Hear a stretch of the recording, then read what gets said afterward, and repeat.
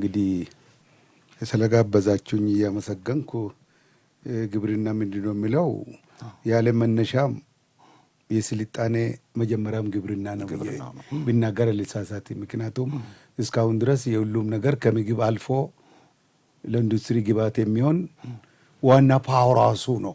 ፓወር ሃውስ ኦፍ ኦል ኢኮኖሚክ አክቲቪቲስ የሚባል ነገር ነው እና ያን ስንወስድ እንግዲህ ግብርና ከብዙ ነገሮች ጋር የተቆራኘ ነው። ከምግብ ጋር ተቆራኝተዋል፣ ከአካባቢ ጥበቃ ጋር ተቆራኝተዋል፣ ለኢንዱስትሪ ግብዓት ከሚሆኑ ነገሮች ጋር ተቆራኝተዋል። ስለዚህ መነሻችን ያለ መነሻ ስለሆነ መሆኑም ያለበት ነውና ይሄ ነው።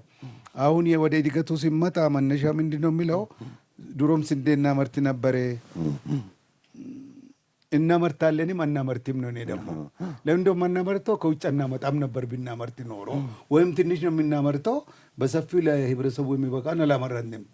አሁን እንግዲህ ወደዚህ ሲመጣ የኢኮኖሚ ማሻሻያው ሀገር በቀል የኢኮኖሚ ማሻሻያ በሚመጣበት ጊዜ መንግስት የያዛቸው አቅጣጫዎች የወሰዳቸው አንደኛው ገበታ ለሸገር፣ ሁለተኛ ገበታ ለሀገር፣ ሶስተኛ ገበታ ለትውልድ፣ ቀጥሎ የግሪን ሌጋሲው በቀጥታም ሆነ በተዘዋዋሪ ከአካባቢ ጋር የተገናኘ የተቆራኘ ነው።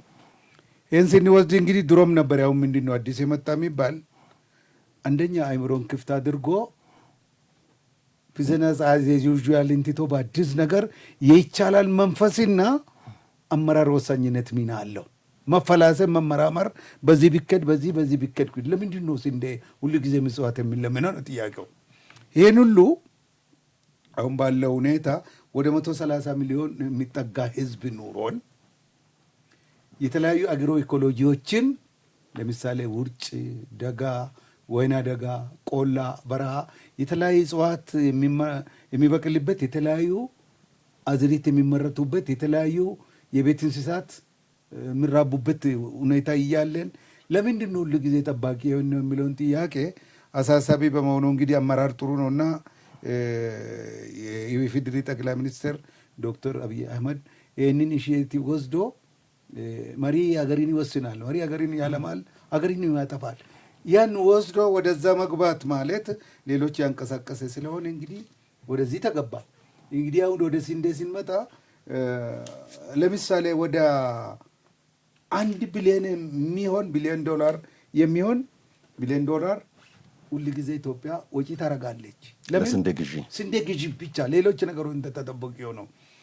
እንግዲህ ያ የውጭ ምንዛሬ ልንፈልግ ነው። ፎሬን ከረንሲ ቢመረት ኖሮ የሁሉ 1 ቢሊዮን ዶላር አገር ውስጥ ሰምተው ይቀር ነበር። አሁን ይህንን እያስቀረ ያለ ስለሆነ ባለፈው ጊዜ በቀረበው ሪፖርታቸው ከአፍሪካ አንደኛ መሆናችን ለአፍሪካ መሪዎችም የተጨበጨበ ስለሆነ ትልቅ ነገር ነው። እኔም አንዳንድ የዞርኩባቸው ቦታዎች ያዩዋቸው ድሮ የተበጣጠሰ ማሳ ላይ ይመረን ነበር።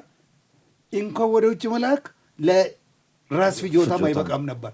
ለምን? አንደኛ አመራረቱ፣ ሁለተኛ የግብዓት ሁኔታ፣ ሶስተኛ ኢኮኖሚ ስኬል የሚኖረው ነገር ስላለ በዛ ደረጃ አልታሰበበትም። ትልቁን ዋት ኢዝ ኒው የሚለው ነገር ድሮ ደጋማ አካባቢ እንደነ ደብረ ብርሃን፣ እንደነ አርጆ፣ እንደነ አርሲ ደጋ የሆኑ አካባቢ የክረምት ስንዴ ነው የሚበቅለው። አሁን ኤሪ ተብሎ ድሮ ደረቅ ቦታ በረሃ የተባለው ቆላማ አካባቢ ሰርፕራይዚንግ ነው። አፋርን ብንወስድ፣ ሶማሌ ክልልን ብንወስድ፣ አሁን እንትን ጋምቤላም ተጀምሮ ያን ስንወስድ የክረምት ተብሎ የበጋ ተብሎ በሚመረትበት ጊዜ ቮሉሙንን ጨመረ። ድሮ ሲየን ነበርን የሚለው ጥያቄ ቁጭት ያዝይዛል። ለምንድን ነው ያላሰብነው? መሪዎቹ አላስቡም ነው? ምሁራን አላስቡም ነው? ሳይንቲስቶች፣ ገበሬ ያስባል። ድሮም ያው በተበጣጠሰ መሬት እንዲሆን ይሰራል። በትራዲሽናል ወይ ነው የሄደበት ያለው። አሁን ወደዛ ሲመጣ እነኚህ በረሃ የነበሩ ደረቅ የነበሩ መሬቶች አሁን ክረምትን በጋብ ሊሆን ነው እንግዲህ ኦልሞስት በዝናብ አጠርና ዝናብ በሌለበት በመስኖ። ምክንያቱም አገር አቋራጭ ወደ 14 የሚሆኑ ወንዞች አሉ ከኢትዮጵያ አልፎ የሚሄዱ እንግዲህ ከትልቁ አባይ ጀምረን ሌሎች ገናሌን፣ ዋቢ ሸበሌን፣ እንደገና ባሮን፣ አኮቦን፣ አሌሮን ብንወስድ ወደ ደቡብ ሱዳን ወደዚህ ተከዘን ብንወስድ መረብን ብንወስድ ወደ ውጭ የሚፈሱ ብዙ ወንዞች በአራቱ አቅጣጫ አሉ።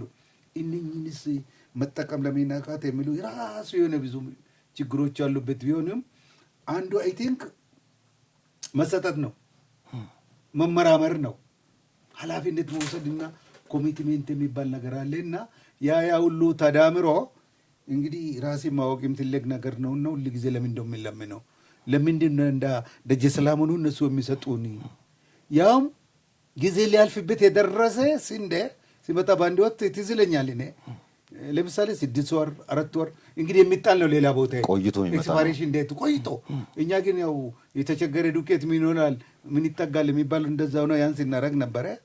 ይቆጫል እንግዲህ ያለፈው አልፈዋልና ያ በመሆኑ በተፈጥሮ የታደልን ሰዎች ነን እኛ፣ በሰው ልም የታደልን ነን።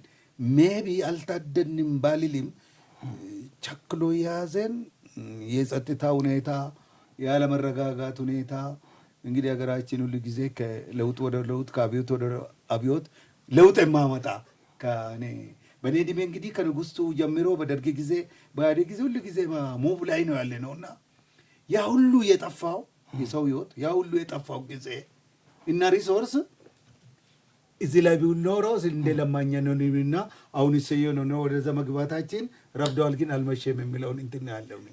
እንግዲህ አሁን እንዳነሱልኝ የተፈጥሮ ሀብቱ ነበረ፣ መሬት ቆላማ መሬት የሶማሌም የአፋሩም መሬት ነበረ፣ የደጋማው አካባቢም ነበረ። ለስንዴ ምርት ስነ ምህዳር ምቹ ሁኔታ ነበር በፊት ማለት ነው። ነገር ግን እነዚህ ምቹ ስነ ምህዳር ሁኔታዎች እያሉ ስንዴን ከውጪ $1 ቢሊዮን ዶላር አካባቢ እያወጣን ነበር የምንገዛው ለሀገር ፍጆታ ማለት ነው።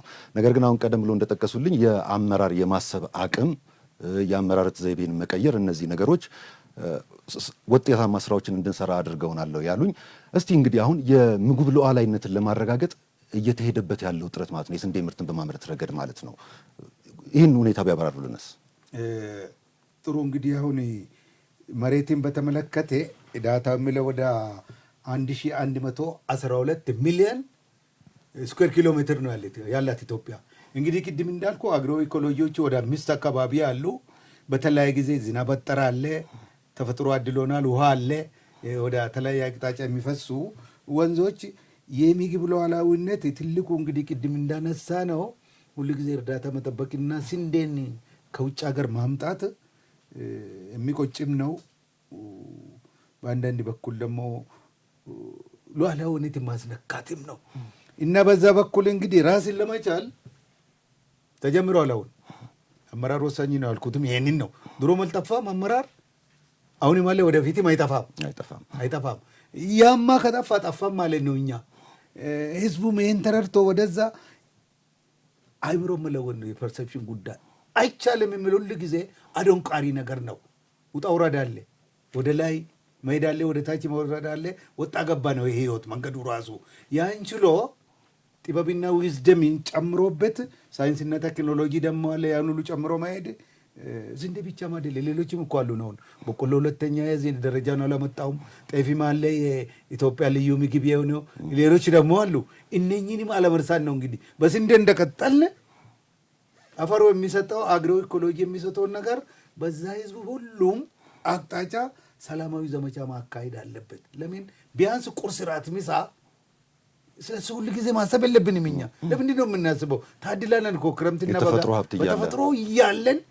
ለምሳሌ አሁን ወደ 70 ሚሊዮን ከብቶች አሉን፣ 43 ሚሊዮን ፍየሎች፣ 53 ሚሊዮን በጎች፣ ግመል ወደ 8.1፣ ዶሮና የመሳሰሉት 57 ሚሊዮን። የትልቅ ነገር እኮ ነው እንግዲህ ስጋና የስጋ ወተት ተዋጽኦችን በመሳሰሉት በዛ ላይ ሲደመሩ የምግብ ሉዓላዊነት ወይም ደግሞ ፉድ ሴኩሪቲ የሚባለውን ነገር ለመቻል ስራ ይፈልጋልና አሁን የተያያዘውን አስቀጥሎ ሰላምን አስፍኖ ሳይንስና ቴክኖሎጂን እየተጠቀሙ ምርምርን እያካሄዱ ህዝብን እያሳመኑ ዘመቻ ማድረግ ምን ላይ ረሃብ ላይ ምን ላይ ኋላ ቀርነት ላይ ምን ላይ ድንቁርና ላይ ካደረግን ይህንን በቅርብ ጊዜ አሽቀንጥረን የምንጥል ይመስለኛልም ሳይሆን መሆንም ያለብን ነው። ካልሆነ የለንም በቃ እያለ ከሌለን ደግሞ ችግር ነውና በዛ ደረጃ እንግዲህ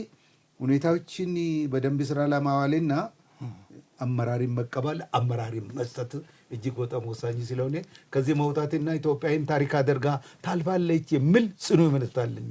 እንግዲህ ዶክተር ዱጋሳ እንዳሉን የሀገር መሪዎች ለውጥን ማምጣት ይችላሉ ነው ያሉን። ስለሰጡን መረጃ ከልብ እናመሰግናለን። መልካም ጊዜ ነው። እኔም አመሰግናለሁ።